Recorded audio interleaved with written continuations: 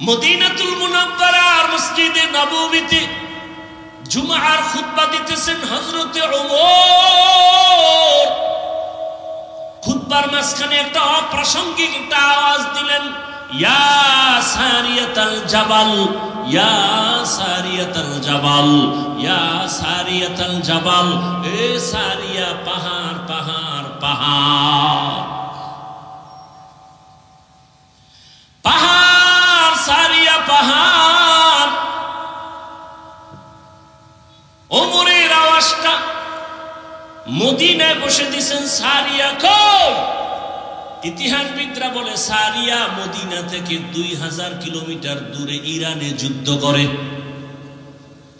সারিয়াকে জিজ্ঞাসা করা হলো, আসার পরে সারিয়া, ওমরের আওয়াজ শুনছনি? কাছে বৈশা যেমন শোনা যায় তেমনই শুনেছি। हर के दारत खौफ हक दर दिल मदागम जन्नतुल मअवा देहद ओ रामका। এরে আমার কলিজার যুবক, ও পর্দার আড়ালের মা বোনেরা, বৃদ্ধ বাবাজি, বয়ান তো আজকে নতুন আপনারা শুনেন না, জুমার দিন বয়ান শুনেন। এরপরে কত আলেম ওলামারা বয়ান করে, পীর সাহেবরা বয়ান করেন, দাওয়াত ও তাবলীগ ওয়ালারা বয়ান করেন। এরপরও কেন আমলের খাতা শূন্য?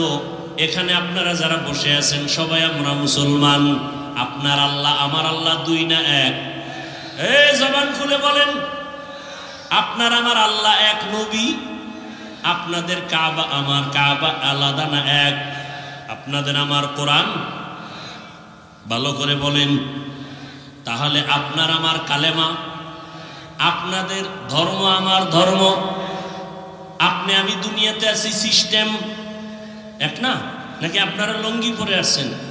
বিদায়বেলা কাফনের সংখ্যাও, আমাকেও 3টা কাফন। আপনিও যদি মরে যান আপনার কয়টা কাফন? মহিলা হলে 5খান কাফন হবে, কালার হবে আলাদা। আমগো হুজুরগো কাফনের কালার একরকম, আপনাদেরটা ভিন্ন রকম হবে। কে হুজুর কে হুজুর না, কে আলেম কে মূর্খ, কে ধনী কে গরিব, কে সম্মানের কে অসম্মানের কোনো ভেদাভেদ নাই। সবার বেলায় কাফনের সংখ্যাও এক, কালারও কি কালার? জোরে বলেন। কবরের সাইজও নাকি এলাকায় কবরের একটু সাইজ বড়? সবার বেলায় কবরের সাইজও এক। কবরে রাখিয়া যখন চলে যাবে, কবরের প্রশ্ন সবার বেলায়, রবের পরিচয় দাও, ধর্মের পরিচয় দাও, রাহমাতুল লিল আলামিনের পরিচয় দাও। তাহলে আপনার আমার আল্লাহ এক, নবী এক, কোরআন এক, কাবা এক, ধর্ম এক, কালেমা এক, কবর এক, প্রশ্ন এক, কাফন এক, কালার এক। অথচ আমি দাড়ি কাটলে লজ্জা পাই, আর আপনি কেমন ভিআইপি মুসলমান, দাড়ি রাখতে গেলে লজ্জা পান। বড় দুঃখ। আপনাকে আজকে টুপির জন্য হয়, দাড়ির জন্য আলাদা বয়ান দিতে হয়, নামাজের জন্য বয়ান দিতে হয়, পর্দার জন্য বয়ান দিতে হয়। আমি পর্দা ছাড়তে চাই না, আপনি পর্দা করতে চান না। আমি মসজিদে না ঢুকলে লজ্জা, আর আপনি মসজিদে ঢুকতে গেলে লজ্জা পান। আমি পর্দা না করলে লজ্জা পাই, আর আপনি পর্দা করতে গেলে লজ্জা পান। কত কঠিন কথা। অথচ সবাই মুসলমান, সবার ধর্ম এক। আপনাকে বয়ান করতে করতে তাবলীগওয়ালা, পীর মাশায়েখ, উলামায়ে কেরাম বেউস। এত কষ্ট করে করে করে করে যদি বয়ানগুলো হিন্দুদের করতাম, এই দেশের বৌদ্ধদের যদি এত কষ্ট করে বয়ান শুনাইতাম, খ্রিস্টানকে শুনাইতাম, ওরে 12 মাস লাগতো না, সারাদিন রাত্র লাগতো না। আধা ঘন্টা করে যদি প্রতিদিন বয়ান শুনাইতাম, 6 মাসে ইনশাআল্লাহ বিধর্মীরা মদিনার পাগল হয়ে যেত। আর আপনারে রাত নাই দিন নাই, ফজরের পরে বয়ান, জোহরের পরে বয়ান, রাতে বয়ান, সারা রাত জুমার বয়ান, তাবলীগের বয়ান, এরপরও দাড়ি নাই, নাই তো নাই, নামাজ নাই, নাই তো নাই, ওই এরপরও চাপাবাজি করে। এত বড় বেয়াদব। নামাজ না পড়লে কি হবে? ঈমান ঠিক আছে, এরকম বেয়াদব আছে না নাই? লিকুল্লি শাইইন জিনাতুন ফিল ওয়ারা ওয়া জিনাতুল মারই তামামুল আদাবি আজ খোদা খাহি মে তৌফিক আদব বেআদব মাহরুম গাশত আজ ফজলে রব। একটু বালিশে মাথা লাগায় চিন্তা করবেন, আল্লাহ পশুকে চিন্তা করার মতো মেধা দেন নাই, আল্লাহ মানুষকে দান করেছেন। আমরা শুধু মানুষ না, আমরা শ্রেষ্ঠ নবীর শ্রেষ্ঠ উম্মত। আল্লাহ আমাদেরকে এত নেয়ামত দান করেছেন, আমরা কোরআন বুঝি, হাদিস বুঝি, আল্লাহ চিনি, নবী চিনি। একটু মাথা খাটাইয়া চিন্তা করবেন, দুনিয়ায় কয়দিন আর বাঁচবেন? চোখের সামনে কত মানুষ চলে গেল, চোখের সামনে কত বন্ধু বান্ধব চলে গেল, কয়দিন আর দুনিয়াতে বাঁচবেন? জীবনে তো মনের শখ মিটাইয়া গুনাহ কম করেন নাই। ও আমার যুবক ও বৃদ্ধ বাবাজি ও পর্দার আড়ালের মা বোনেরা, মনে শখ লাগছে বিড়ি পান করবেন, নেশা পান করবেন, শখ লাগায় করছেন, কেউ বাধা দিছে মানেন নাই। মনে শখ লাগছে পার্কে পার্কে ঘুরবেন, কম ঘুরেন নাই, এখনো কি শখ মিটে নাই? মনে শখ লাগছে নামাজ পড়বেন না, আজান শুনিয়াও মসজিদে যান না, এখনো কি শখ আপনার মিটবে না রে বাবা? ও যুবক, মোবাইলে সারা রাত গুনাহ করেছো, শখ মিটাইয়া এখনো কি শখ মিটবে না? আল্লাহর আদালতে কি তুমি যাইবা না? কবরে কি যাইবা না? তুমি কি বুড়া হইয়া মরবা? তোমার মতো কত যুবক তাকায় দেখো, করোনার সময় চলে গেল, ডেঙ্গুতে চলে গেল, পানির নিচে চলে গেল, গাড়ি অ্যাক্সিডেন্ট হয়ে চলে গেল, যায় নাই? তোমার আমার মতো কত যুবক। আমি কিন্তু একবারও বলি নাই আমার মতো যুবকেরা, আমার মতো টুপি দাড়িওয়ালা হও, একবারও কিন্তু বলি নাই। আমি কি বুঝাতে চাই রে বাবা? তুমি স্কুলে পড়ো ধন্যবাদ, তুমি কলেজে পড়ো ধন্যবাদ, চাকরি করো ধন্যবাদ, ব্যবসা করো ধন্যবাদ, কোনো বাধা নাই। কিন্তু ওখানে থাইকা তুমি নবীর আদর্শের মালা গলায় পড়িয়া তুমি ডাক্তার হও, ইঞ্জিনিয়ার হও, প্রফেসর হও, তবে বেয়াদব হইও না। পায়ে হাত রেখে অনুরোধ করি, আদর্শ ডাক্তার হও, জমিনের মধ্যে তোমারে মানুষ মাথায় নিয়ে সম্মান করবে। আদর্শ ইঞ্জিনিয়ার যদি হইতে পারো, আদর্শ ডাক্তার হও, তাসনিমা নাসরিনের মতো যদি ডাক্তার হইয়া বেয়াদবি করো, সম্মান দূরের কথা, জুতার বাড়ি খায় দেশ থেকে পালাতে হবে। এমন ডাক্তার না, আদর্শবান ডাক্তার। এবার বলবা হাফিজ ভাই আদর্শবান ডাক্তার কেমনে হব? এক নম্বরে দোয়াও লাগবে এবং চেষ্টাও লাগবে। চেষ্টা কি? পৃথিবীতে শ্রেষ্ঠ আদর্শ হলো রহমাতুল লিল আলামিনের আদর্শ, আর কারো আদর্শ শ্রেষ্ঠ না। ওই নবীর আদর্শ আজ আমরা ফলো করার কারণে করোনার সময় স্কুল বন্ধ, কলেজ বন্ধ, চাকরি বন্ধ, ব্যবসা বন্ধ, দোকান বন্ধ, ফ্যাক্টরি বন্ধ, গাড়ি বন্ধ, সব বন্ধ। রহমতের নবীর আদর্শওয়ালাদের কোরআনের মাদ্রাসা একটাও বন্ধ হয় নাই। আসতে বলেন কেন? সত্য কথা বলতে কষ্ট লাগে। কত চাকরিজীবীর চাকরি নাই, ব্যবসায়ীর ব্যবসা নাই, না খাইয়া ধুকে ধুকে মরেছে। কিন্তু করোনার সময় তাকাইয়া দেখছো, বাবার করোনা, ছেলে শিক্ষিত কুলাঙ্গার, মাস্ক লাগাইছে, ট্রিপল মাস্ক লাগাইয়া ঘরের মধ্যে দরওয়াজা জানালা বন্ধ করেছে, বাবার লাশের কাছে যায় না। করোনা। ওই সময়ের ইতিহাস ভুলে যাইও না রে মুমিন। ওই সময় ট্রিপল মাস্ক লাগাইয়া যারা ঘরের দরওয়াজা জানালা বন্ধ করে আছে, ঠিক সেই সময় আমার দেশের টুপিওয়ালারা, রহমতের নবীর আদর্শওয়ালারা শত শত করোনার লাশ নিজের কাঁধে নিয়া গোসল করাইয়া, কাফন পরাইয়া, জানাজা কমপ্লিট করে কবরে দাফন করেছেন। একজন হুজুরেও করোনায় মরে নাই। সেই হুজুরদের দুশ্মন হবা না তো কার হবা? কথায় কথায় হুজুর খারাপ, দোয়া করে হুজুর, কারোর জন্য বড়দোয়া করে না, গালি দেয় তারপরও বড়দোয়া করে না, এরপরও হুজুর খারাপ। যতদিন বলবি খারাপ, ততদিন তোর বংশ শুদ্ধা নির্মূল হয়ে যাবে, ধুকে ধুকে ধুকে ধুকে শেষ হয়ে যাবে। ভাইরা আমার, ও আমার যুবক বাবারা, রহমতের নবীর আদর্শ, মাথায় রহমতের নবীর আদর্শের টুপি দাড়ি রেখেছি মদিনার আদর্শের কারণে। রহমতের নবীর মোহাব্বত, 5 ওয়াক্ত নামাজ পড়ি, হালাল ভাবে চলি, হারাম খাই না, বেপরদায় চলি না, গালি দেই না। দুই একটা কথা যদি অজান্তে বের হয় বারবার ক্ষমা চাই, মাফ করে দিয়েন। আবার আল্লাহর কাছে মুনাজাতে ক্ষমা চাই। কতটা নরম হইয়া বয়ান করি, একমাত্র রহমতের নবীর মোহাব্বতে। এই আদর্শের কারণে আজকে কত মানুষ কান্না করে, শান্তি নাই, কিন্তু রসুলের আদর্শওয়ালারা কেউ এখনো অশান্তিতে নাই। যুবকদের বলবো, মদিনাওয়ালা নবীর আদর্শ গ্রহণ করো, এরপরে তোমার দোয়া লাগবে না, হয় জীবন সফল হবে না। কোথা থেকে দোয়া নিবা? 3 জায়গা থেকে দোয়া নিবা। বেয়াদবি করবা না, খোদার কসম। 3টা জায়গার দোয়া না নিয়ে যদি বেয়াদবি করো, মরার আগে পঙ্গু হয়ে যাবে। এই যুবক, 1 নম্বরে মা বাবার দোয়া নিয়ে চলবি।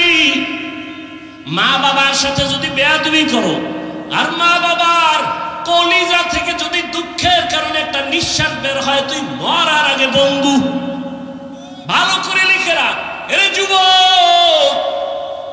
দ্বিতীয় জায়গা হলো শিক্ষক।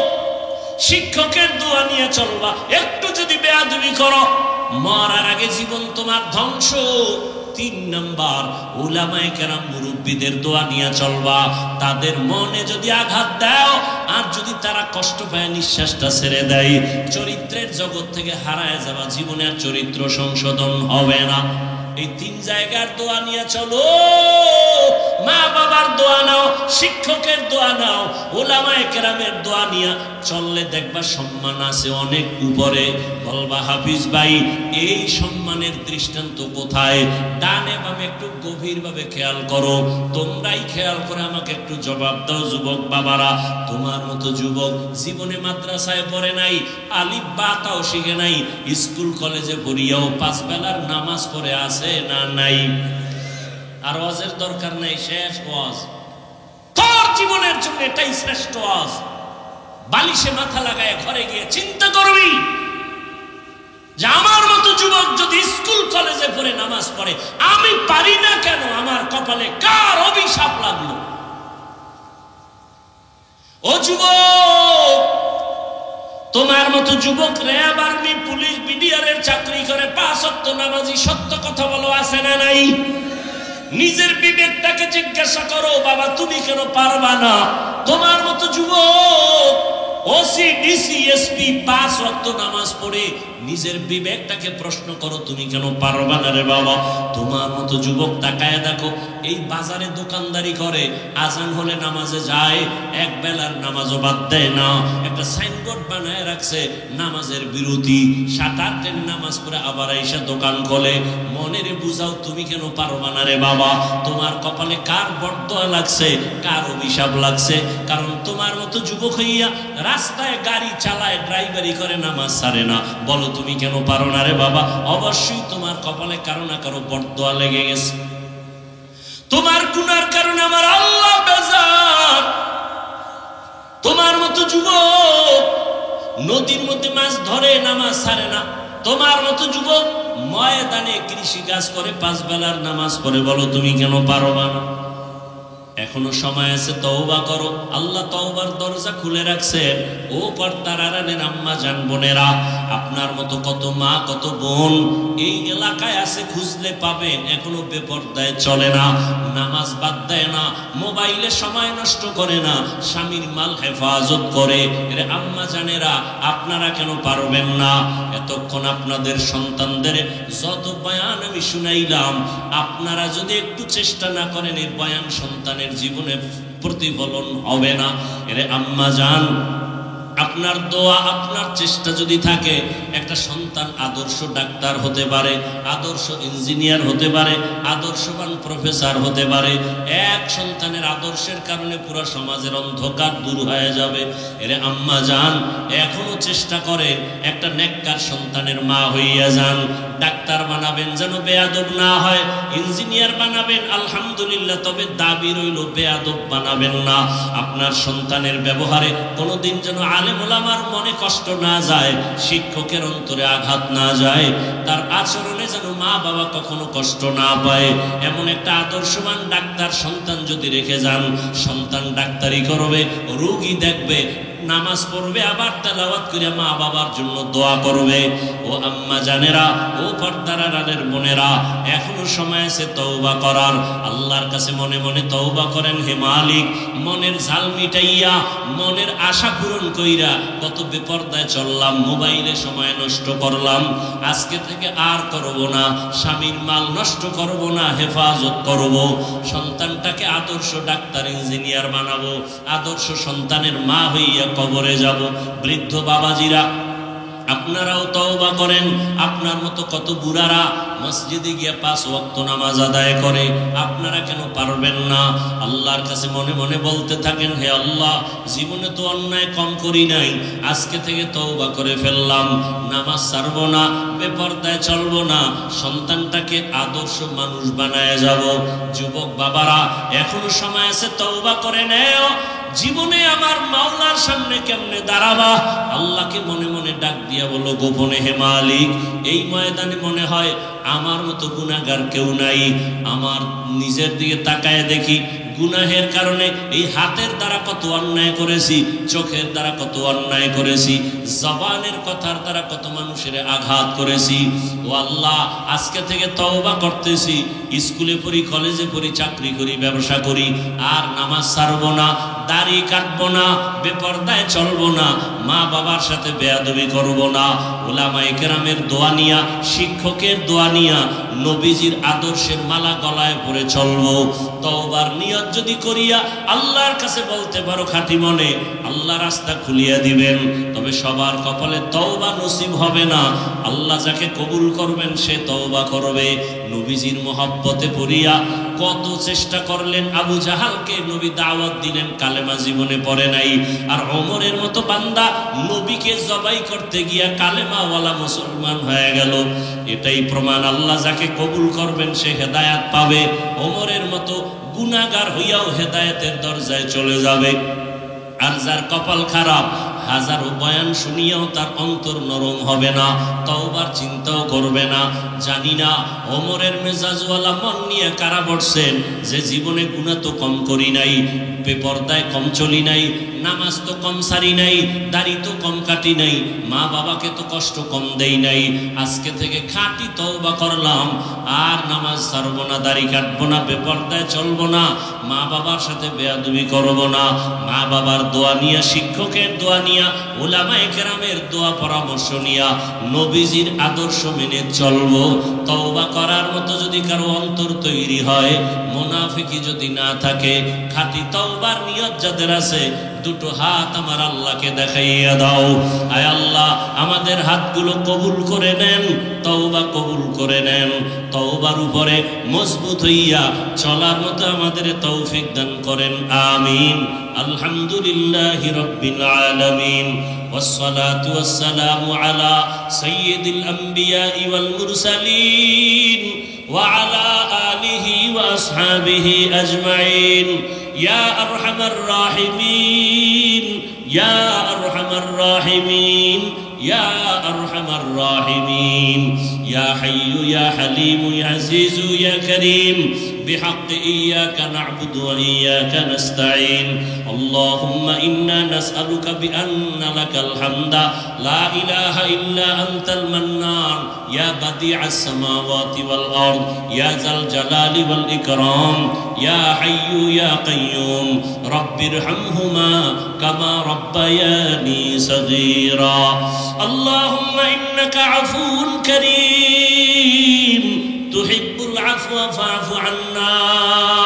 اللهم ارحمني بترك المعاصي، اللهم ارحمني بترك المعاصي، اللهم ارحمني بترك المعاصي. দয়াময় রব্বুল আলামিন, গুনাহের বোঝা নিয়ে হাজির। আয় আল্লাহ, শয়তানের ধোঁকায় পড়ে গুনাহ করেছি, গুনার কারণে আমার হাত নাপাক, আমার চোখ নাপাক, আমার জিহ্বা নাপাক, আমার অন্তর নাপাক। তওবার নিয়তে হাত তুলেছি, আর গুনাহ করব না রে আল্লাহ, আর নামাজ ছাড়বো না, বেপরদায় চলবো না, মা বাবাকে কষ্ট দিব না। শিক্ষকের দোয়া নিয়া, ওলামায়ে কেরামের পরামর্শ নিয়া, মা বাবার দোয়া নিয়া, নবীজির আদর্শ মেনে চলবো। আয় আল্লাহ আমাদের তওবা কবুল করে নেন। আয় আল্লাহ ওলামায়ে কেরাম, যুবক, ছাত্র, মা বোনেরা সবার দিলের ন্যাক আশা পূরণ করে কবুল করে নেন। জীবনের গুনাহমুক্ত জীবন দান করেন, সুন্নাতওয়ালা জিন্দেগি দান করেন। আয় আল্লাহ এলাকায় শান্তি দান করেন, মা বোনদের আবেদা পর্দাওয়ালা বানায় দেন, সন্তানগুলো নেককার বানায় দেন। প্রত্যেক মা বাবাকে আদর্শ সন্তানের মা বাবা বানায় দেন। আমার কলিজার প্রত্যেকটা যুবকের দিনের খাদেম বানায় দেন, নামাজি বানায় দেন। মোবাইলের গুনাহ থেকে হেফাজত করেন। যারা লেখাপড়া করে পরীক্ষার্থী কামিয়াবি দান করেন। মাদ্রাসা মসজিদগুলো কবুল করে নেন। আয় আল্লাহ অন্যান্য শিক্ষা প্রতিষ্ঠান নবীর আদর্শে কবুল করে নেন। আয় আল্লাহ ঘরে ঘরে শান্তি দান করেন। যারা ব্যবসা করে, চাকরি করে, হালাল ভাবে বরকত বাড়ায় দেন, হারাম থেকে হেফাজত করেন। আয় আল্লাহ সারা দুনিয়াবাসীকে মাফ করে দেন, মুসলমানেরকে ইজ্জতের হেফাজত করেন। আয় আল্লাহ জালেমদের জুলুম থেকে মুসলমানদেরকে হেফাজত করেন। ফিলিস্তিনের মুসলমান, কাশ্মীরের মুসলমান, সারা দুনিয়ার মুসলমানদের হেফাজত করেন। জালেমদের হেদায়াত দান করেন। হেদায়াত যদি না থাকে ধ্বংস করে দেন আল্লাহ। ওই জালেমদের মোকাবেলায় মুসলমান মুমিনদেরকে কামিয়াবি দান করেন। বাংলাদেশ শান্তির দেশ বানায় দেন। জুলুম থেকে দেশ ও জাতিকে হেফাজত করেন। আয় আল্লাহ আমরা যারা হাত তুলেছি সকলের দিলের ন্যাক আশা পূরণ করে দেন। আয় আল্লাহ নবীজির মোহাব্বতে আমাদের কবুল করে নেন। নবীজির রওজা মুবারক বাইতুল্লাহ জিয়ারতের জন্য কবুল করে নেন। আদবওয়ালা বিনয়ী জিন্দেগি দান করেন। গুনাহের প্রতি ঘৃণা জমায়া দেন। আয় আল্লাহ মাহফিল কবুল করে আয়োজনকারী, সহযোগিতাকারী, দান সৎকারীদের কবুল করে নেন। এলাকায় শান্তি দান করেন। আল-ইয়াওমা নাখতিমু আলা আফওয়াহিহিম ওয়া তুকাল্লিমুনা আইদিহিম ওয়া তাশহাদু আরজুলুহুম বিমা কানু ইয়াকসিবুন।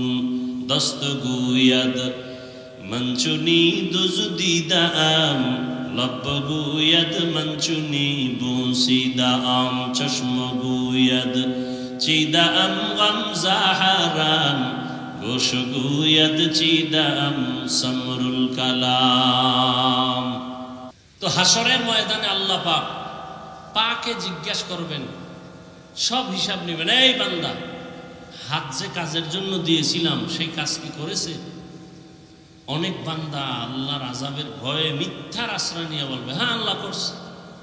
আল্লাহ তো জানে করে নেই। আল্লাহ জবানটারে বন্ধ করে দিয়ে বলবেন, হাত কথা বল। হাতকে কি বলবেন? হাতে কথা বলতে পারেনি আপনাদের? আপনাদের হাত কথা বলতে পারে? হাসরের ময়দানে পারবে? পারবে। এই বিশ্বাসটা এখন রাখবেন। যদি রাখেন, দুনিয়ার যত নাপাক মঞ্চ আছে, দুনিয়ার মঞ্চ আছে, আখেরাতমুখী না দুনিয়ামুখী যত মঞ্চ, সে সমস্ত মঞ্চগুলো যা দিয়া সাজায় সেগুলো আল্লাহর কোরআনের মঞ্চে আসবে কেন? যত শালীন করা যায়, যত সাদামাটা করা যায়, এতে বরকত বেশি। তরকারির মধ্যে মশলা বেশি দিলে খুব মজা লাগে না? এটা বাবুর্চিদের একটা ধান্দা। তরকারির মধ্যে গোশত রানবে, যত মশলা কম দেয়া যায়, ঝাল কম দেয়া যায়, সিম্পল রান্না করবে, এর মধ্যে মজা বেশি। তবে বেনামাজির পাকে মজা কম।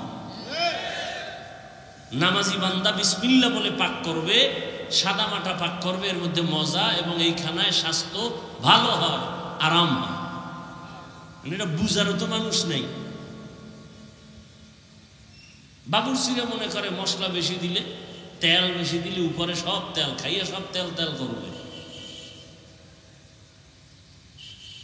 আল্লাহ বুঝার তৌফিক দান করেন। দেখেন না এখন বলতে গেলে তো সবার মাথা গরম, কমিটির মাথাও গরম হয়ে যায়। ওয়াজ উপলক্ষে মার্কেট, সেই মার্কেটে বেলুনের দোকান, ওয়াজের ঘরে বেলুন একটা হাতের মধ্যে কান্দে ঝুলায় বাসায় যায়।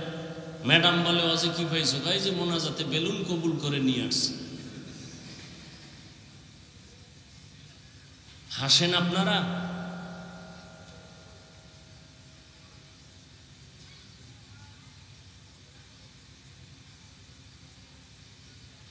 হায় হায় হায়, ওয়াজ কাকে বলে? ওয়াজ কাকে বলে? মা মা'নাল ওয়াজ? কোরআনের আয়াত আছে 6666। এটা আম্মাজান আয়েশা রাদিয়াল্লাহু আনহার প্রসিদ্ধ মত, অপ্রসিদ্ধ আরো মত আছে। কোরআনের আয়াত কত? 6600। এর মধ্যে শুধু 500 আয়াতে আছে আল্লাহর বিধান। বাকি থাকলো কত আয়াত?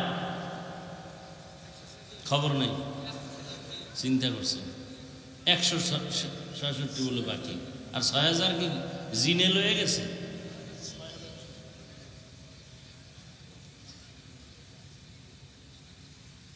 পাঁচশত আয়াতে মাত্র বিধান। বিধান কাকে বলে? আকিমিস সালাহ, নামাজ কায়েম করো, একটা বিধান। আতুজ যাকাত, যাকাত আদায় করো, একটা বিধান। হুররিমাত আলাইকুমুল মাইতা, মৃত জন্তু খাওয়া হারাম, একটা বিধান।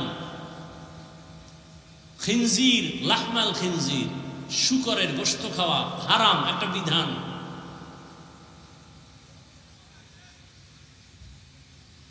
এই বিধান মানে কি? পৃথিবীতে মানুষের জীবনে চলার ক্ষেত্রে কোনটা জায়েজ, কোনটা না জায়েজ, কোনটা বৈধ, কোনটা অবৈধ, এর বিবরণের নাম বিধান। এই বিধান মানলে মানুষের কি লাভ হবে, না মানলে কি ক্ষতি হবে, তার বিবরণের নাম ওয়াজ। এই ওয়াজ আছে 6000 আয়াতে। কয় হাজার? 6000 আয়াতে আছে ওয়াজ, 3 পদ্ধতিতে। কয় পদ্ধতি? অর্থাৎ 3টা বিষয়। আচ্ছা, 3 বিষয় যদি 6000 আয়াতে ওয়াজ থাকে, গড়ে ভাগে পড়ে কত? বলেন না কেন? 2000। তাহলে 3 পদ্ধতিতে বা 3 বিষয়ে 6000 আয়াতে আছে ওয়াজ।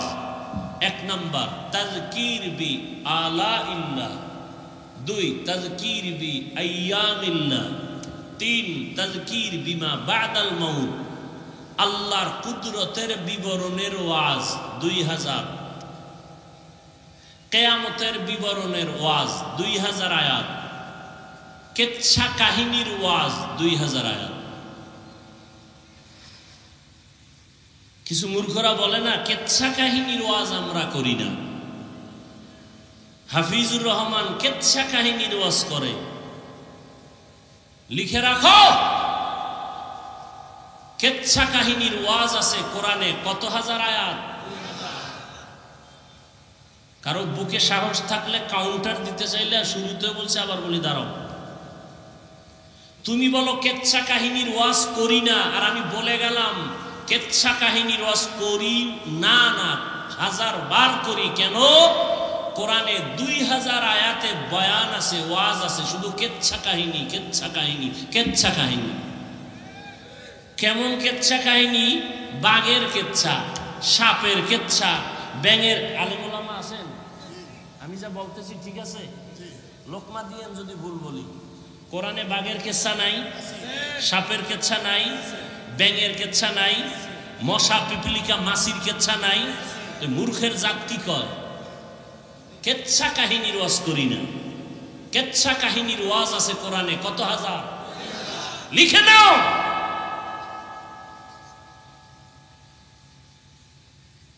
পৃথিবীতে কেচ্ছা কাহিনীর যত কিতাব আছে, শ্রেষ্ঠ কিতাবের নাম কোরআন। পৃথিবীতে কেচ্ছা কাহিনীর যত কিতাব আছে, দ্বিতীয় পর্যায়ের শ্রেষ্ঠ কিতাবের নাম হাদিস। তুমি মূর্খ, কে বুঝো জাতিকে কি বুঝাতে চাও? কোরআনে সাপের কেচ্ছা, গরুর কেচ্ছা দিয়েই তো সূরা বাকারা শুরু। কেচ্ছা নেই কি? গরুর কেচ্ছা নাই? এই নামেই তো সূরা বাকারা, গরুর সূরা। পিপিলিকার নামে সূরা নমল। কেচ্ছা কাহিনী রস করি না। আল্লাহ আমাকে হেদায়েত দান করুন। আপনাদের হেদায়েত লাগলে আপনারাও বইলে নেন, সব আমাদের থেকে নিবেন। এর কয়দিন পরের বাড়ি খাইবেন। নিজের দোয়া নিজে করেন। আমরা করতে গিয়ে অনেক ঝামেলা হয়। দোয়া করলেও বিপদ। দোয়া করলাম কেন? বিপদ, মামলা হয়ে গেছে, দোয়া করছি এই জন্য। হায় হায় হায়। এখন ওয়াজের আয়াত পাইলাম কত? ৬,০০০। কয় পদ্ধতি, কয় বিষয়? ৩ বিষয়। ওয়াজ করব জাতিকে কোন সিস্টেমে? তাও কোরআনে। কোন সিস্টেমে বক্তা সাহেব ওয়াজ করবেন? উইঠাই কি মানুষের ধমকাইবেন, গালি দিবেন?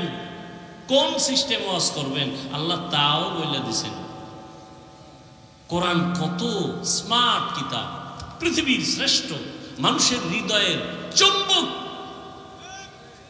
এটা তেলাওয়াত শুনলেই খালি মজা। শুধু তেলাওয়াত পর করে না, খালি শুনে, এতেই কি? আপনারা করেন না, আমি তেলাওয়াত করতেছি, এতে চুম্বকের মতো আকর্ষণ আছে না নাই? আমি তেলাওয়াত করলে যে সওয়াব, আপনারা চুপ করে শুনবেন তাতেও সেই সওয়াব। এখন যদি কোনো বান্দা বলে কোরআনের অর্থ না জেনে পড়লে লাভ নাই, কিন্তু কি পরিমাণ ঝামেলায় আমরা আটকাই গেছি। এত ঝামেলা ধর্ম নিয়ে বাংলাদেশে, কারণ কি? কার বদনজর লাগলো, অভিশাপ লাগলো? মক্কায় তো কত মানুষ, কত লাইনে। কেউ নামাজের আগে ঘুমায়, একামত হইছে, দাঁড়ায় আল্লাহু আকবার। কেউ বুকের উপরে হাত বাঁধে, কেউ নাভির নিচে, কেউ সাইডে দিয়ে খাড়ায় রয়েছে। কোথায়? এই আপনারা কথা বলেন। আমি ঔষধ দিতেছি, ঔষধ ফাউল কথা একটাও বলতেছি না, খুব খেয়াল করেন। আবার নামাজের ভিতরে ইমাম সাহেব তেলাওয়াত করতেছে, একজনের মুসল্লি মোবাইল বাইর কইরা রিংটোন বাজতেছে, কথা কইতেছে, কথা কইতেছে।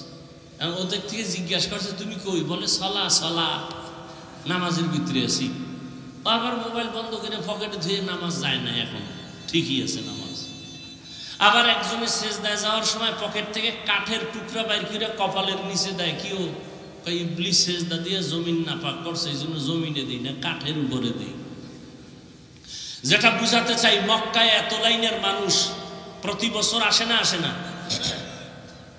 ঝগড়া কইরা, পরস্পরে মারপিট কইরা মরছে কতজন? বাংলাদেশে এত ঝগড়া কেন? মক্কায় এত ঝগড়া নাই। কে নাবির উপরে হাত বাঁধে, কে নাবির নিচে বাঁধে, কে বুকে বাঁধে? কোনো ঝগড়া আছে? কোনো হিংসা আছে? আমগো দেশটা কি হইল? আমি 5 কল্লি মাথায় দিছি, সালাম দিলেও নেয় না, হেও দেয় না। বিষয় কি? কয় 5 কল্লি সমস্যা। সালাম দিতেছি, নেয় না, বিষয় কি? কয় 8 রাকাত পড়ে না। আছে না নাই? আমি 20 রাকাত তারাবি পড়ি, আমি 8 রাকাত ওলাকে তো গালি দেই না, হিংসাও করি না। আপনি করেন কেন? আমি কওমি মাদ্রাসার সন্তান, কোনদিন আলিয়ার বিরুদ্ধে বলি না। আপনি কওমির বিরুদ্ধে বলেন কেন? আমি পীরের মুরিদ, যারা পীরের কাছে যায় না তাদের গালি দেই না, দেখলে সালাম দেই। আপনি হিংসা করেন কেন? আপনার ভিতরে তাকওয়া বেশি না, এই জন্য। আর আমরা মানুষই হইতে পারিনি। আল্লাহ বলেন মানুষ হইয়া মর, নাইলে জাহান্নাম ছাড়া কি নাই? উপায় নাই। গর্ব সুরত आदमी इन साबुदे अहमद अबू जहलो हम एक साबुदे आदमीरा आदमीयत लाजिमस्त औरत औदरागर बुनबाशुद ही जमास। কিয়ামতের ময়দানে হাত কথা বলবে। দুনিয়ার সব মানুষ আমরা জানি হাত কথা বলতে পারে না, এটাই বাস্তব, এটাই সত্য। কিন্তু মুমিনের আকীদা রাখতে হবে, যেটা বান্দার নজরে, দিমাগে, বিবেকে হবে না অসম্ভব, এটা মনে রাখতে হবে, আমার আল্লাহর কুদরতে সেটা সম্ভব। এই গাছে কথা বলতে পারে? আল্লাহর কুদরতে পারবে না? পারবে না? এই বিশ্বাস রাখলে কোনো ঝামেলা হতে পারে? পারে না। কিন্তু অনেকের মধ্যে বিশ্বাস নাই, এই জন্য আমাদের মাঝে দ্বন্দ্ব। চাঁদপুর একটা জেলা আছে বাংলাদেশে, জানছেন কোনোদিন কেউ? জেলাটার নাম কি? চাঁদপুরের পার্শ্বে আর এক জেলা নোয়াখালী আছে না নাই? এতটুকুই জানেন। এবার ভেতরের কিছু একটা কথা আমি বলছি। চাঁদপুর জেলার একটা থানা আছে কচুয়া। ওই কচুয়া থানার একটা গ্রাম আছে উজানি। ওই গ্রামে জগৎ বিখ্যাত একজন ওলিয়ে কামেল, কোরআন ও হাদিসের বড় একজন আলেম আছেন, কারি ইব্রাহিম রহমতুল্লাহ আলাইহি। তিনি ভারতের রশিদ আহমদ গঙ্গুহি রহমতুল্লাহ আলাইহের এজাজত প্রাপ্ত শাগির্দ। মূলত তার বাড়ি নোয়াখালী। বাবায় ছিল টাকার পাহাড়। ইব্রাহিম টাকা ফেলে চলে গেলেন দেওবন্দে, ভালো এলেম অর্জন করে মাওলানা হলেন, আলেম হলেন। এরপরে কোরআন 7 লাইনে পড়া যায়, 7 সিস্টেমে কোরআন পড়া যায়। এটাকে বলে কেরাতে সাবা। এই 7 লাহানে কোরআন পড়তে পারেন, সব শিখলেন। শিখার পরে মক্কায় গেলেন, বাইতুল্লাহর পার্শ্বে কোনো এক মসজিদে নামাজে ইমামতিতে দিল। তেলাওয়াত শুইনা মক্কার মানুষ সব পাগল হয়ে বলল, আমাদের মসজিদে আপনি থাকেন। থাকলেন। এক পর্যায়ে সৌদির মেয়ে তার সাথে বিবাহ দিলেন।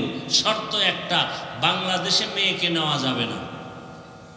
বিবাহ করলেন। দীর্ঘদিন সেখানে থাকার পরে রশিদ আহমদ গঙ্গুহি কে বাংলাদেশ, ভারত, পাকিস্তানের সমস্ত শুধু হক্কানি না ভণ্ড আলেমরাও চিনে। রশিদ আহমদ কত বড় আলেম, ভণ্ডরাও জানে। সেই রশিদ আহমদ গঙ্গুহি তিনি চিঠি লিখলেন, ইব্রাহিম দেশে গিয়া কালেমার খেদমত করো। চিঠি পেয়ে চিন্তায় পড়ে গেলেন, বউ তো নেওয়া যাবে না। পরামর্শ করলেন, বিবি তোমার মতামত কি? গার্ডিয়ান তো দিবে না শর্তে বিয়া। বিবি বলে, আমি যাব। এক পর্যায়ে চলে গেলেন। গিয়া এবার দিনের খেদমতের জন্য নোয়াখালীর জেলা বাদ দিয়া চাঁদপুর জেলার কচুয়া, যেখানে উজানি, হিন্দুদের মালিকানার বিশাল বড় জঙ্গল খরিদ করলেন। জঙ্গল সাফ করতে গিয়ে দেখলেন একটা পুরানো গম্বুজ দেখা যায়। গম্বুজের ভেতরে একটা বাঘ তার বাচ্চাকে দুগ্ধ পান করায়। গম্বুজটা আজও আছে। উজানি গেলে যদি যান কেউ দেখবেন, উজানির বিশাল বড় মসজিদের পশ্চিম দক্ষিণ কর্নারে সে গম্বুজটা এখনো আছে, বারান্দায়। কারি ইব্রাহিম বললেন, বাঘ, বনি আদম শ্রেষ্ঠ মানুষ আসছে দিনের কাজ করার জন্য, তোমার জায়গায় তুমি গন্তব্যে চলে যাও। কথাটা বলা মাত্র বাঘ তার বাচ্চা কাঁধের মধ্যে নিয়ে হাঁটা শুরু করলো। হাঁটতে হাঁটতে কই গেল? কুমিল্লা জেলার পাশে একটা থানা আছে লালমাই। এখন তো আর আপনার দেখতে যাওয়া লাগবে না, গুগলে সার্চ দিলে চলে আসবে। কুমিল্লা জেলার কয়টা থানা আছে, নাম কি? লালমাই থানা। ওই লালমাই আছে বিশাল পাহাড়, এখনো আছে।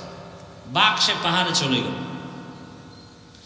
এখন শতকরা 99% কুড়িগ্রামের এই অঞ্চলের মানুষ যারা একটু আলেমের খাতায় নাম, তারাও চক্কর লাগায় বলবে, এ গাঞ্জাখুরি কথা কি মানা যায়?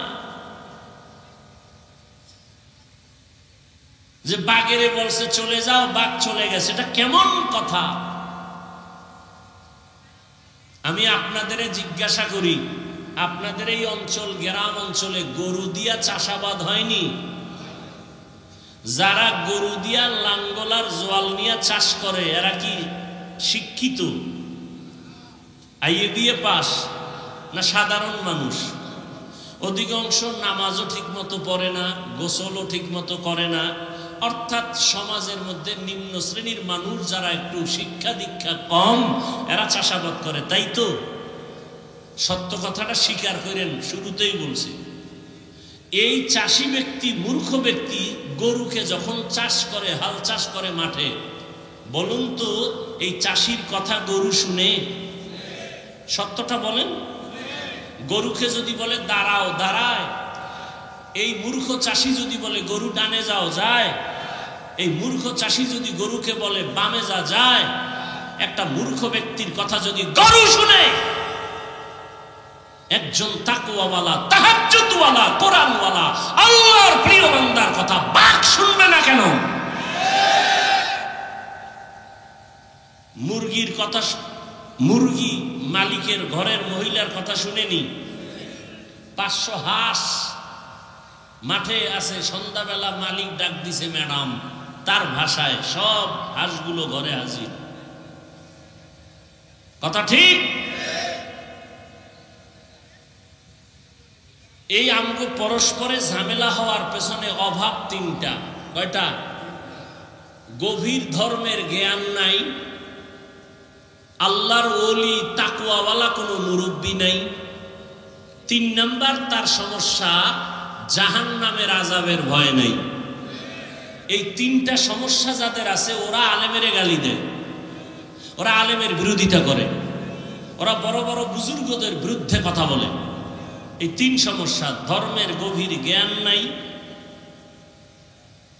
তাকওয়াওয়ালা কোনো মুরব্বী নাই, নিজের অন্তরের মুরব্বী বানাইছে, নফসকে মুরব্বী বানাইছে, মনে যা চায় তাই করে, মনে যা বলে তাই করে, মনে যা বলে তাই করে। তাহলে সে কোনো অন্য কোনো ওলি আল্লাহ মানে না, মানে নফসকে মুরব্বী। আল্লাহ হেদায়েত দান করুন। তো হাসরের ময়দানে হাত কথা বলবে, পা কথা বলবে।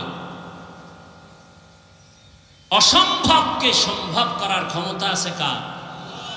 আল্লাহ। মরা গাছে কথা বলে, এটা আল্লাহর কুদরত। আল্লাহ বললেন দায়িত্বশীল তোমরা রেডি হও, হাসরের ময়দানে দায়িত্বের জবাব দিতে হবে। এজন্য আমরা সবাই দায়িত্বশীল। আল্লাহর আদালতে কি জবাব দিবেন রেডি করেন। সময় কয়দিন আছে বলা যায় না। এখন মানুষ মরে না, মানুষকে মারে। মানুষকে মরে কম, মারে বেশি। কি? মরে কম, মারে বেশি। কেন? কুত্তা মারলে কষ্ট পায়, মানুষ মারতে কষ্ট পায় না। এমন এক গজব সমাজে চলছে। আর সে মারাটা কেমন? মা বাবা সন্তানের মাইরে ফেলে, সন্তান মাকে মারে, বাবাকে মারে, শিক্ষক ছাত্রকে মারে, ছাত্র শিক্ষককে মারে। আল্লাহ হেদায়েত দান করুন। হাদিসের কিছু অংশ নিয়ে কথা বললাম, বললে তো অনেক। আসেন আয়াতের উপর একটু কথা বলি। ইয়া আইয়ুহাল্লাযীনা আমানুত্তাকুল্লাহা হাক্কা তুকাতিহি ওয়া লা তামুতুন্না ইল্লা ওয়া আনতুম মুসলিমুন। আল্লাহ বলেন, ও মুমিন, আমি আল্লাহকে ভয় কর, ভয় করার মতো হক আদায় করে। 2 নাম্বার আদেশ, মুসলমান না হইয়া কেউ মরণ বরণ করবা না। এই 2টা আদেশ আমার আল্লাহ মুমিনকে দিয়েছেন, কোনো বেঈমানকে দেন নাই। এর কারণ হলো আল্লাহ মুমিনকে বলেন মুসলমান হইয়া মর, আমি আল্লাহকে ভয় করার মতো ভয় কর। বেঈমানকে কেন বলেন নাই? এর একমাত্র কারণ, জান্নাতে মুমিন যাবে, কোনো বেঈমান কখনো জান্নাতে যাবে না। জান্নাতে কারা যাবে?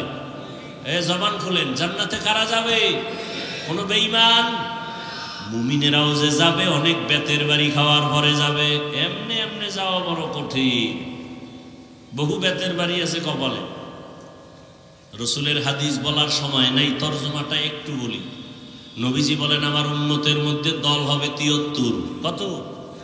এক দল মাত্র জান্নাতে যাবে, 72 দল জাহান্নামে যাবে। 72 দল জাহান্নামে যাবে। এই 72 দলের মধ্যে কোনো হিন্দু নাই, কোনো বৌদ্ধ নাই, কোনো খ্রিস্টান নাই, কোনো ইহুদি নাই, সব হবে মুসলমান। মুসলমানের মধ্যে একদল জান্নাতি, ৭২ দল জাহান্নামী। কেন এ বিষয় বলবো না, এক কথা আমরা জানলাম, জান্নাত শুধু মুমিন পাবে, কোনো বেঈমান কখনো জান্নাত পাবে না। এজন্য আল্লাহ মুমিনকে জান্নাত তো দিবেন, তবে আল্লাহ চান বিনা হিসাবে যেন আমার আশিক জান্নাতে চলে যেতে পারে। আমরা জান্নাত চাইনি হিসাব দিয়া না হিসাব ছাড়া? আল্লাহ কবুল করেন। বেহেশত আযা কে আজারে নবাশত কাসেরা বা কাসে কারে নবাশত। আল্লাহ জান্নাত দিতে চান হিসাব ছাড়া, বিনা হিসাবে। তবে বিনা হিসাবে জান্নাত যদি পেতে চাও, 2টা কর্মসূচি পালন করো। 1 নাম্বার কর্মসূচি, আল্লাহকে ভয় করো, ভয় করার মতো হক আদায় করে। 2য় কর্মসূচি, মুসলমান না হইয়া মরণ বরণ করা যাবে না।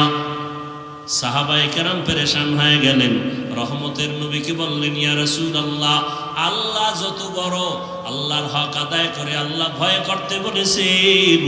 হক আদায় করে কোনো বান্দার দ্বারা আল্লাহকে ভয় করাটা সম্ভব না।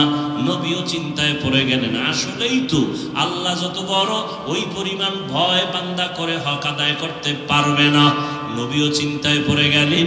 জিবরাইল আমিনকে আল্লাহ পাঠাইয়া নবীর পেরেশানি দূর করিয়া আয়াত দিয়ে দিলেন, ও জিবরাইল, নবীরে জানায় দাও, হক আদায় করে ভয় করা দরকার নাই, বান্দা যেন সাধ্য মতো আমাকে ভয় করে। ইত্তাকিল্লাহা মাস্তাতাতুম, বান্দা তুমি আমার হক আদায় করে ভয় করার প্রয়োজন নাই, বরং তোমার সাধ্য মতো তুমি আমাকে ভয় করো। এই ভয়ের নাম তাকওয়া। ভয়ের নাম কি? হরকে দারত খৌফে হকদার দিল মাদাম জান্নাতুল মাওয়া দেহত ও রামাকাম। আল্লাহ তাআলা বলেন, হক আদায় করে ভয় করার প্রয়োজন নাই, সাধ্য মতো আমাকে ভয় করো। ভয়ের নাম তাকওয়া। যারা আল্লাহকে ভয় করবেন তাদের নাম মুত্তাকি। মুত্তাকিনদের পরিণাম ফল হলো বিনা হিসাবে জান্নাতি। আমরা আল্লাহকে ভয় করিনি, বলেন? এই মাঠের ভিতরে যারা আছেন, আমি যদি প্রশ্ন করি, আপনারা কারা কারা আল্লাহকে ভয় করেন? একটা মানুষও হাত উঁচু করা ছাড়া থাকবে? সবাই হাত উঁচু করে বলবে, হুজুর আমরা আল্লাহকে ভয় করি, বরং আপনাদের থেকে বেশি ভয় করি। বলবে আপনার আমগো থেকে বেশি? হ্যাঁ। কেন? আপনারা হুজুরেরা মিল নাই। বুঝা গেল আপনাদের ভেতরে আল্লাহর ভয় কম। বলে না? বলে না? ভাইরা আমার, কিন্তু দুঃখ, এই ময়দানে এমন আশিক রাসূল বসে আছেন, বলে আমি আল্লাহকে ভয় করি, অথচ আজকে ফজরের নামাজ আদায় করেন নাই, যোহর পড়েন নাই, আসর পড়েন নাই, মাগরিব পড়েন নাই, এশাও পড়ে নাই। এমন আশিক নাই? সেও বলে আল্লাহকে ভয় করি। সুদের ব্যবসা করে, সেও বলে আল্লাহকে ভয় করি। আর আমি 5 বেলার নামাজ পড়ে বলি আমি আল্লাহকে ভয় করি। আমি হালাল ভাবে চলি, আমি বলি আল্লাহকে ভয় করি। আপনি দাড়ি বাদ দিয়া বলেন আল্লাহকে ভয় করি। আমি দাড়ি রেখে বলি আল্লাহকে ভয় করি। আপনি পর্দা লঙ্ঘন করে বলেন আল্লাহকে ভয় করি। আমি পর্দা রক্ষা করে বলি আল্লাহকে ভয় করি। 2 জনের ভয় কি সমান? ব্যবধান কি? কোনো ব্যবধান নাই। যার আমল নাই, ঈমান ঠিক নাই, আকীদা ঠিক নাই, সে যদি বলে ভয় করি, আসলে ভয় কি জিনিস চিনেই না। ভালো করে বুঝো, একটা সন্তান তার মা বাবাকে ভয় করে, বলে প্রমাণ কি? বলে মা বাবার চোখের সামনে কখনো অন্যায় করে না। কেন? বলে মাইরের ভয়। একটা ছাত্র শিক্ষকের ভয় করে, প্রমাণ? বলে শিক্ষকের সামনে অন্যায় করে না, শাস্তির ভয়। ঠিক এই জমিনে যে মানুষ আমার আল্লাহকে ভয় করবেন, ওই বান্দা গলায় ছুরি লাগাবে, দাড়ির মধ্যে অস্ত্র লাগাবে না, শাস্তির ভয়। হরকে দারত খৌফে হকদার দিল মাদাম জান্নাতুল মাওয়া দেহত ও রামাকাম। جزبا حقچی زیما خاز انسجا فضل اوعا مست در جملا جہاں اللہ کے بھائے قرار بانی রহমতের নবী বলেন قال رسول الله صلى الله عليه واله وسلم اتق المحارم تكن اعبد الناس রহমতের নবী বলেন হারাম থেকে নিজেকে বাঁচাও আল্লাহর ভয় যার মধ্যে আছে সে কখনো গুনাহ করে না এই হলো আসল তাকওয়া যার মধ্যে আসল আল্লাহর ভয় আছে ইচ্ছা করে গুনাহ করবে না গুনাহ যদি অনিচ্ছায় হয়ে যায় তওবা করতেও দেরি করবে না তওবা করতেও সে দেরি করবে না এর নবীর আশিক এই তাকওয়া আল্লাহর ভয় নিজে নিজে অন্তরে ঢুকানো যায় না আল্লাহর ভয়টা অন্তরে থাকে কোথায় থাকে বলেন রহমতের নবী বলেন আত-তাকওয়া হা হুনা আত-তাকওয়া হা হুনা আত-তাকওয়া হা হুনা আল্লাহর ভয়টা অন্তরে থাকার বিষয় অন্তরে থাকে আল্লাহর ভয় কয় কি জন্ম থেকে কয় না না এটা অর্জন করে ঢুকাইতে হয় বলে কোথা থেকে ঢুকাইবা রহমতের নবী বলেন লিকুল্লি শাইইন মাদিনুন ওয়া মাদিনুত তাকওয়া কুলুবুল আরিফিন ভালো ভালো জিনিসের জন্য গোডাউন আছে ফ্যাক্টরি আছে তাকওয়ার ফ্যাক্টরি আল্লাহর প্রিয় মুত্তাকি বান্দাদের কলব হলো তাকওয়ার ফ্যাক্টরি সেখান থেকে তাকওয়া নাও কেমনে নিবা তাদের নেক নজর লাগাইও তাকওয়াওয়ালারা যখন নজর দেয় নজরের মধ্যে পাওয়ার আছে পাওয়ার আল্লাহ তাআলা সে পাওয়ার দান করেন কোরআনের ভাষায় সে পাওয়ারের নাম ফুরকান হাদিসের ভাষায় সে পাওয়ারের নাম হলো ফেরাসাত ইয়া আইয়ুহাল্লাযীনা আমানু ইন তাত্তাকুল্লাহ يجعل لكم فرقانا قال رسول الله صلى الله عليه وآله وسلم اتقوا فراسة المؤمن فإنه ينظر بنور الله আল্লাহর বান্দা প্রিয় যারা তাদেরকে আল্লাহ একটা পাওয়ার দান করেন কোরআনের আয়াতে পাওয়ারের নাম ফুরকান হাদিসের ভাষায় সে পাওয়ারের নাম ফেরাসাত আল্লাহর নবী বলেন ফেরাসাতের পাওয়ার থেকে তোমরা সাবধান কারণ তোমরা যা দেখো তার থেকে তারা বেশি অনেক কিছু দেখেন চামড়ার চোখ দিয়ে দেখে না আল্লাহর দেওয়া নূরের আলো দিয়ে তারা দেখতে পায়